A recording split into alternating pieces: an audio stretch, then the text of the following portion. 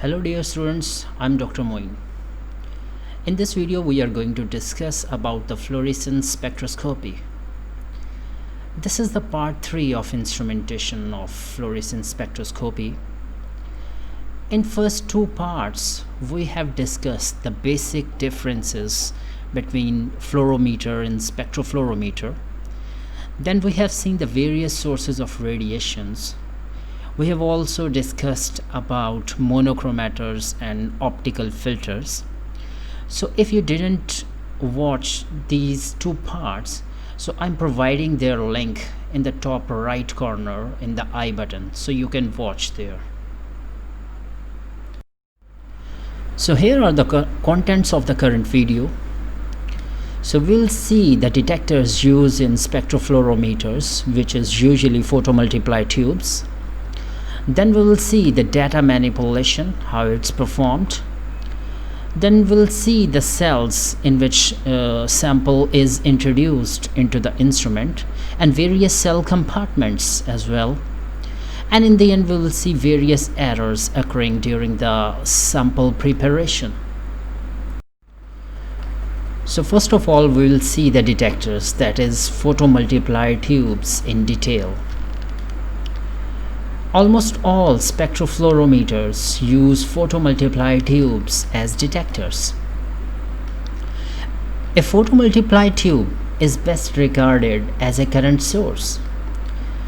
It means whenever the radiation coming from the sample, means the transmitted light, whenever it falls on the detector, current is produced here. The current is proportional to the light intensity. Means the strength of current generated here, that depends upon the intensity of light. Greater the intensity, so greater will be the strength of this current produced. A photomultiplier tube responds to individual photons, so it is, more sensitive type of detector. A photomultiplier tube consists of a photocathode and a series of diodes which are acting as anode.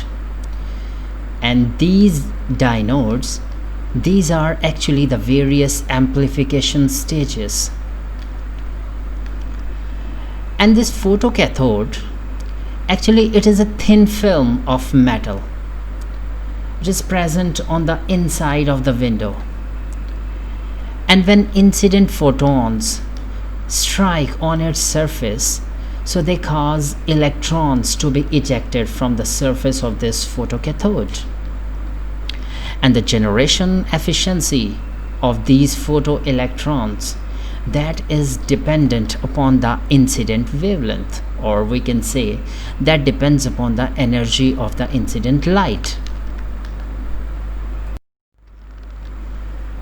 And here is the diagram of photomultiplier tube.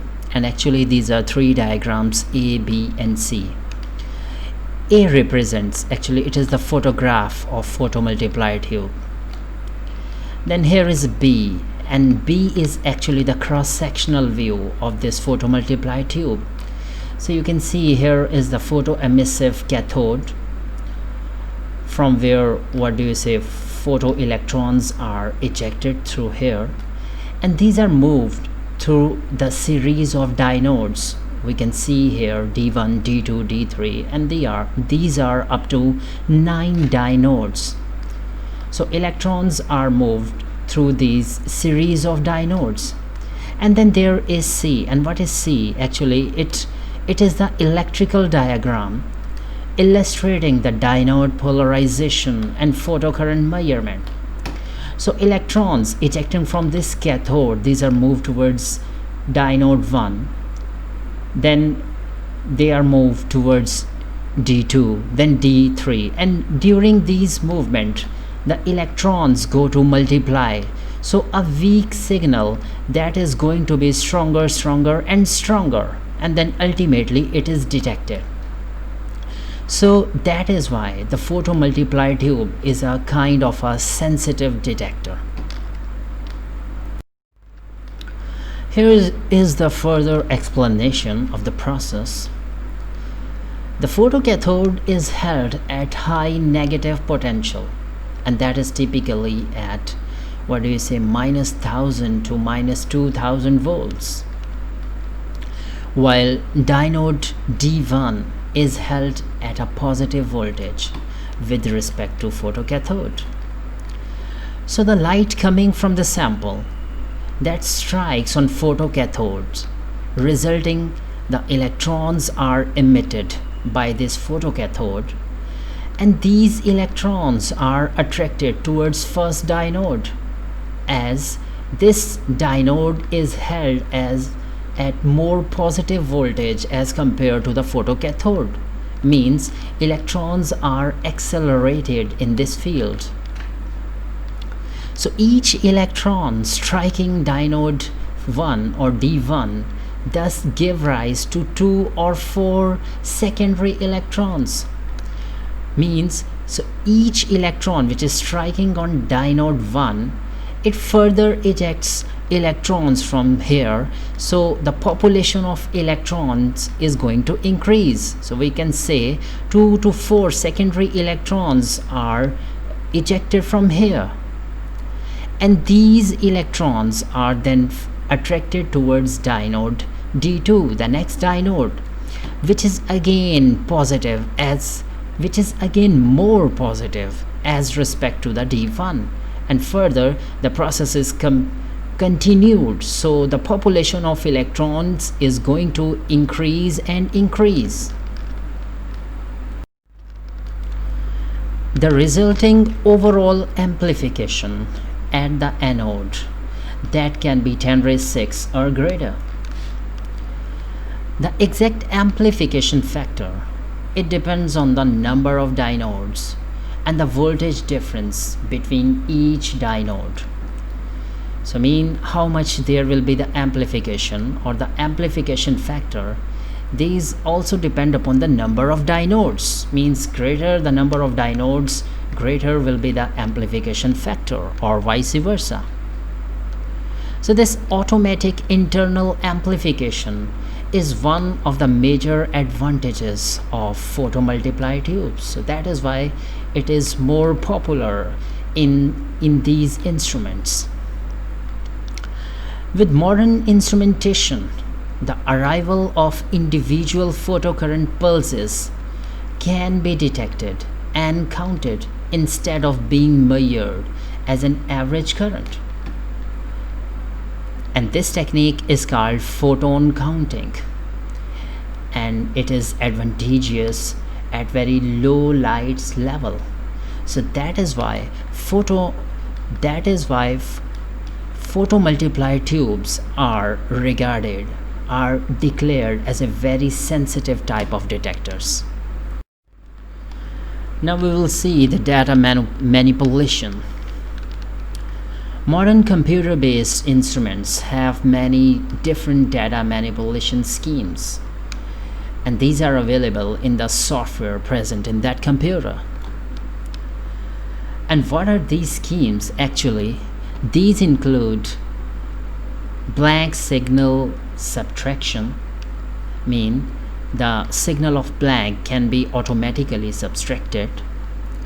Then the production of corrected excitation and emission spectra, these can be performed using the software.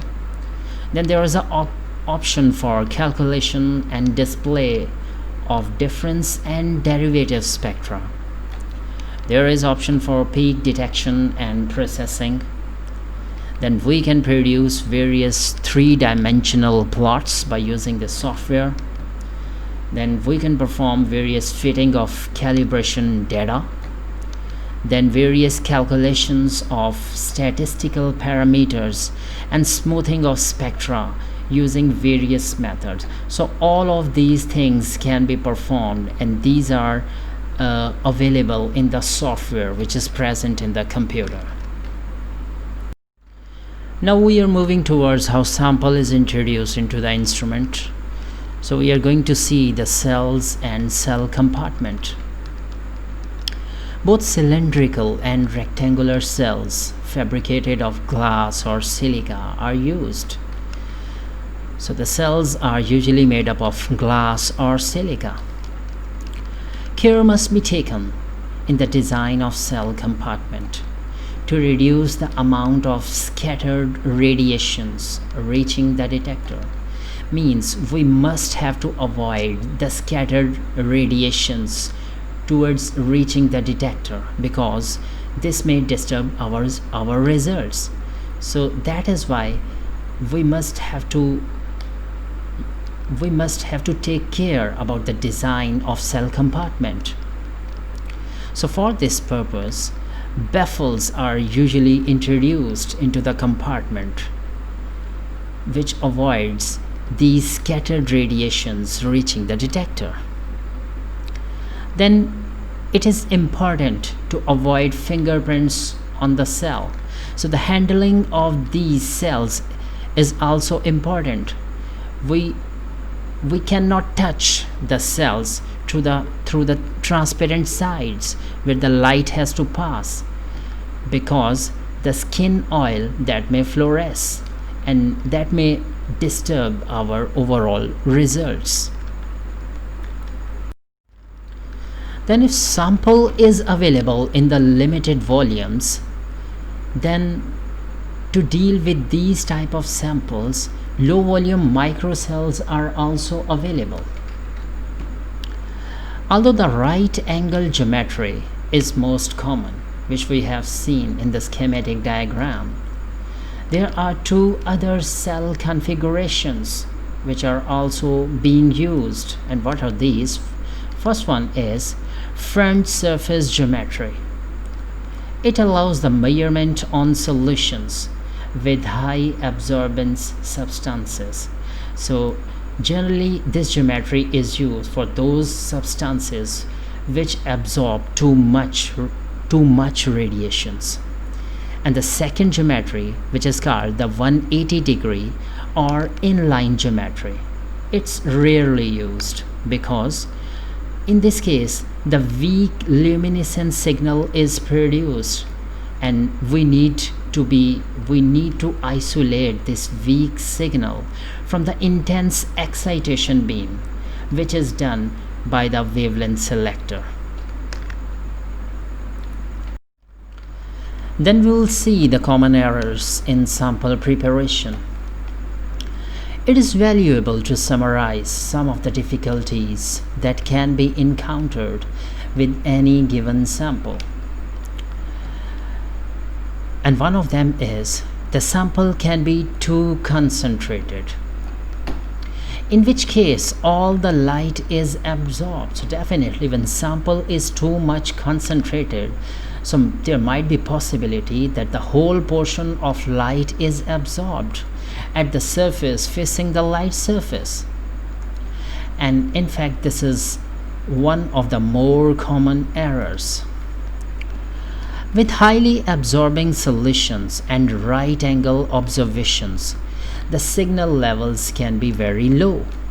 For example, it is shown over here, the fluorophore, when the fluorophore concentration is too high. So you can see here is the sample, the light is coming from here and the whole portion is being absorbed and nothing is going out from this one, so there is no transmittance. So this is the right one, that here the light is coming, so some part of it being absorbed and rest of it is being transmitted. So this is the right one. Other problems are when the sample contains a fluorescent impurity, means the sample is not pure, it is impure, and the impurity is the fluorescent itself. So the impurity shows the phenomena of fluorescence. So we cannot read the result of our interest in this case. Then sometimes the signal may seem too noisy given the signal level, mean there is too much noise which make our real signal unreadable. Then intensity fluctuations can be due to particles that drift through the laser beam.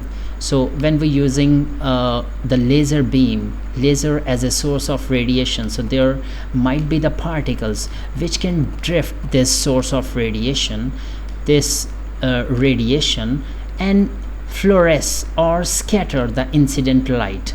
So definitely the results will not be accurate. Even if the fluorescence is strong, it is important to consider the possibility of 2 or more fluorophores, that is an impure sample, and this is already discussed by us. So here are discussed the 2 cases. For example, the first one, particles in solution. So if the solution is properly filtered, so the curve is shown in the black, so this is smooth one. And when this is not filtered, so you can see in the red, so this is quite very much noisy kind of a signal. And the second one, when there is contaminated solvent or cuvette. So when we are using the pure solvent, so there is a smooth baseline. And when the solvent is kind of a contaminated solvent, so there could be some noisy signal by this solvent too. And if the sample is prepared in this contaminated solvent, then the result could be like this, the smooth one, but there could be some noise as well due to this contaminated solvent. Then another property of emission spectra is that these are usually independent of excitation wavelength.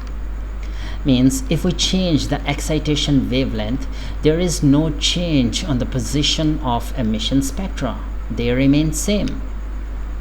So hence it is useful to determine if the emission spectrum remains the same at different excitation wavelengths or not.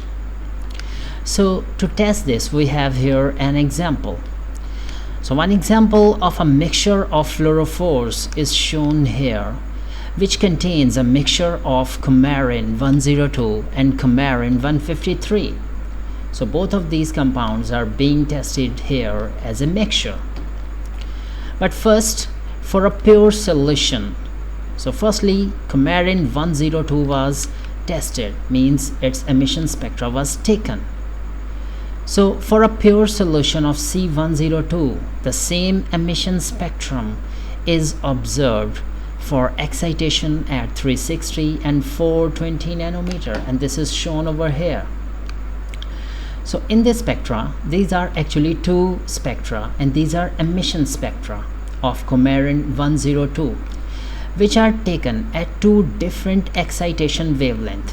360, blue one is showing to 360. So here is the this blue emission spectra is taken at excitation wavelength 360 nanometer, and the red one is when the excitation wavelength is 420 nanometer, and you can see that the both emission spectra, they are at the same position.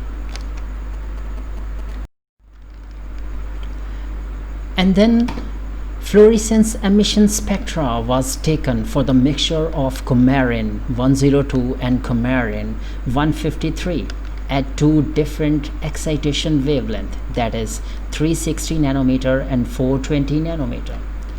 So here is the emission spectra for this mixture at 360 nanometer. You can see this one, the blue one.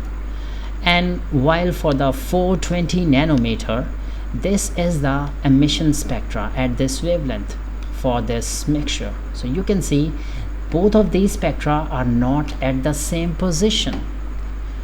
So one finds an increased intensity above 500 nanometer.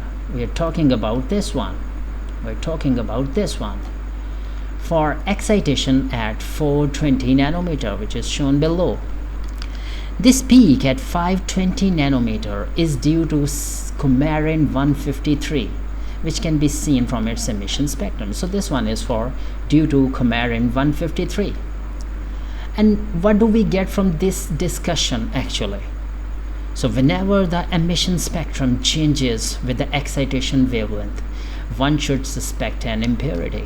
So you have a sample and you run it at different excitation wavelength, and you get emission spectra at different positions, or you get different emission spectra. so you must suspect that there is present some impurity inside. So dear students, this is all about the instrumentation of fluorescence spectroscopy. Hope you enjoyed it. So if you like it, then like my video and subscribe my channel to get in touch with my upcoming videos. So thanks for watching. Thank you very much.